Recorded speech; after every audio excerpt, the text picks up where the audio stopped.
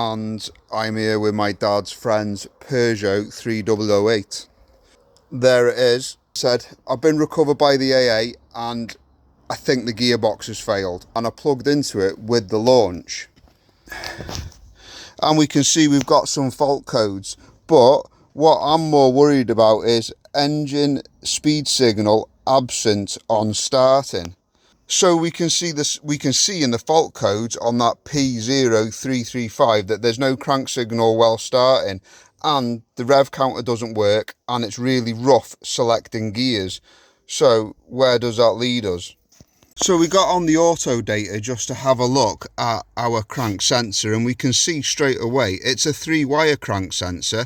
What does that mean? Well, it means it's a Hall effect sensor. So this is a digital sensor. The 2-wire variants are an analog sensor and rely on a sine wave, whereas this is a 3-wire and it relies on a square wave.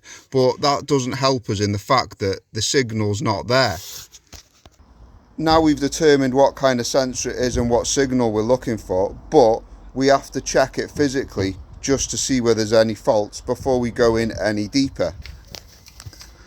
And we can see in there that it's not even plugged in.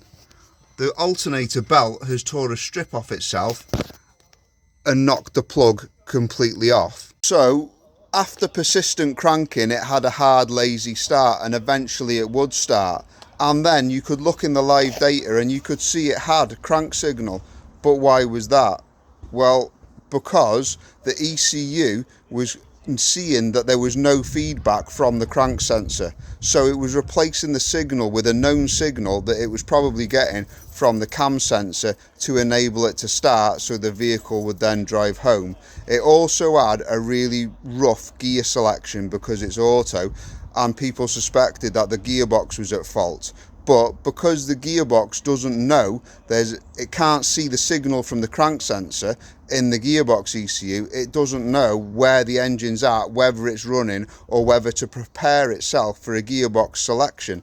So we're going to use the Launch SmartSafe to clear the DTCs. We're going to go for a start and see if it starts okay. If it starts okay, there's nothing to suggest that it won't behave with the gears right, but we do need an alternator belt.